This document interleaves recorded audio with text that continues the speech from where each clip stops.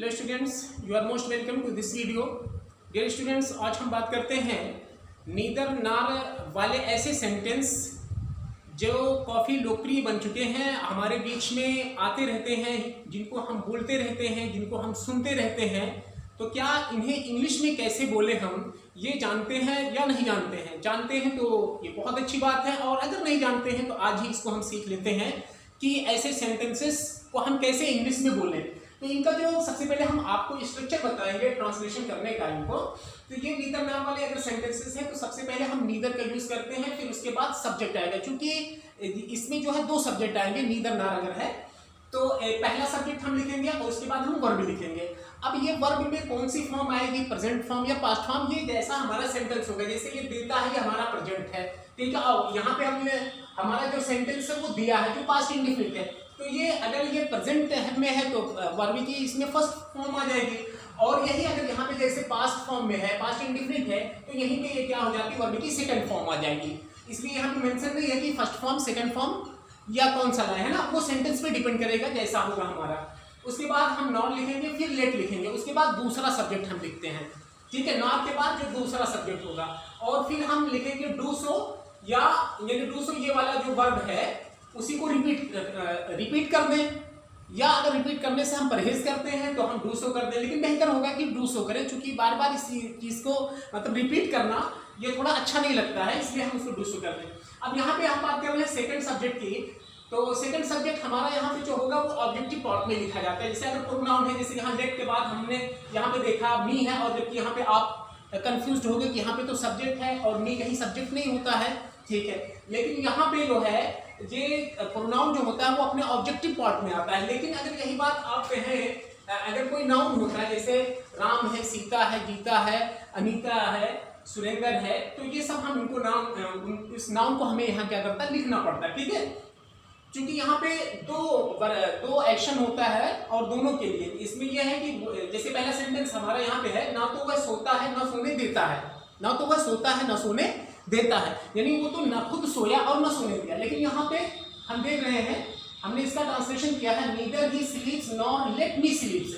अब ना सोने देता, यहाँ देखिए कोई सब्जेक्ट नहीं है, यहाँ पे कोई सब्जेक्ट नहीं दिया, लेकिन हम यहाँ से अपने सेंस से लेते हैं कि यहाँ कहने वाले चूंकि हम खुद हैं, कोई सब्जेक्ट तो है नहीं यहाँ पे पहले से मौजूद, ठीक है। तो इसलिए हम अपने लिए ये बोल दिए हैं कि यहाँ पे हमने क्या लिखा, मी को लिख दिया है। अगर यहाँ पे सब्जेक्ट क्या होता, ना उन्हें सोने दिया, तो यहाँ में की जगह पे क्या होता है, नॉर लेट देम स्लीप हो जाता है ना।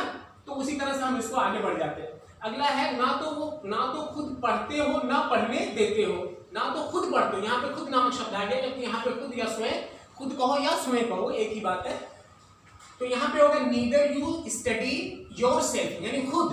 अब यहाँ पे देखिए यू, यानी एक कहने वाला है और एक सुनने वाला। कहने वाला तो फर्स्ट पर्सन हो जाता है, और सुनने वाला क्या होता है, सेकंड पर्सन होता है, क्योंकि यहाँ पे कहा गया है कि तुम, है ना। तो यहाँ पे क्या है, यू जो है वो हिडन है, हम मान लेते हैं कि वो यू हिडन है, इसलिए हम यू सब्जेक्ट को ले रहे हैं, ठीक है। या अगर यहाँ पे अगर लिखा होता है ना तो तुम खुद पढ़ते हो ना पढ़ने देते हो, तब भी ठीक है, यही होता। और अगर तुम यहाँ पे छिपा हुआ है तो क्या मतलब, हम अपनी तरफ से अपने सेंस से यू सब्जेक्ट को ले रहे हैं, इसलिए ले रहे हैं कि हमने तुम्ही से कहा है, ठीक है। Neither you study yourself nor let me study, है ना, नॉर लेट मी स्टडी। तो यही स्टडी को हम रिपीट ना करें, ठीक है। तो उसकी जगह पे हम क्या लिख सकते हैं, डू सो लिखें, तो ये ज्यादा बेहतर होता है, ठीक ना। यानी ये डू सो का मतलब ये हुआ कि ये स्टडी योरसेल्फ, है ना, ये इसी के लिए आया है, वो इसी को रिपीट कर रहा है, ये डू सो, है ना, ऐसा करना, ठीक। ना तो वे खुद खेलते हैं ना हमें खेलने देते हैं। Neither they play them self है, खुद आ गया है तो सब्जेक्ट के अकॉर्डिंग यहाँ हमको देम सेल्फ या उसमें लिखना पड़ेगा। यहाँ पे सब्जेक्ट हमें वे मिल चुका है तो इसलिए हम दे लिखेंगे। यहाँ पे हमारे पास सब्जेक्ट नहीं था तो हमने यू मान लिया, क्योंकि हम बोल रहे हैं और उससे बोल रहे हैं और वो सुन रहा है, ठीक है। तो सुनने वाला क्या होता है, वो सेकंड पर्सन होता है। तो यहाँ पे क्या हुआ हमारा, ना तो वे खुद खेलते हैं ना हमें खेलने देते हैं, neither they play themselves nor let us play या डू सो, ठीक है। या प्ले अगर हम लिखते हैं तो ठीक, अगर नहीं लिखते हैं तो हम डू सो लिखेंगे, दोनों सही है, कुछ भी आप लिखो, लेकिन डू सो प्रचलन में ये मतलब मॉडर्न इंग्लिश में ये डू सो अच्छा माना जाता है। ना तो खुद कुछ करते हो ना दूसरों को कुछ करने देते हो, neither you do anything nor let others do, दूसरों को करने देते हो, डू सो, है ना। अब डू सो का मतलब क्या हुआ, डू सो ऐसा करने देता है, यानी डू एनीथिंग, खुद तो कुछ करते ना, दूसरों को भी कुछ नहीं करने देते। अब यहाँ इधर वाले जो पार्ट हमारे हैं ये पास्ट इंडिफिनिट टेंस में है, और जबकि ये हमारा क्या था, प्रेजेंट इंडिफिनिट टेंस में था। तो देखिए ये पास्ट इंडिफिनिट है तो उसको कैसे किया, नीदर ही सिलेक्ट, क्योंकि वर्ब की सेकंड फॉर्म यहाँ पे आ जाएगी। यहाँ पे क्या था, ये स्लीप प्रेजेंट इंडिफिनिट था तो सिलेक्ट हुआ नॉर लेट मी सिलेक्ट, या अगर सिलेक्ट, अब यहाँ पे डू सो नहीं आएगा, यहाँ पे हमको क्या करना पड़ेगा, डिड सो, है ना करने दिए, पास्ट फॉर्म में उसको ले आएंगे, ना तो खुद पढ़े ना पढ़ने दिए, neither you studied yourself nor let me did so, है ना। इसी तरह से ना तो वे खुद खेले ना हमें खेलने दिए, neither they played themselves nor let us play, या हम लिखे nor let us did so, है ना, प्लेड की जगह पे हम डिड सो भी कर सकते हैं, वही वाला। ना तो खुद कुछ किए ना दूसरों को कुछ करने दिए, neither you did anything nor let others did so. तो इस तरह से हम ना तो वाले जो सेंटेंसेस होते हैं हिंदी से इंग्लिश में उसको इस तरह से ट्रांसलेट करते हैं, और ये हमारा इसका ये स्ट्रक्चर है।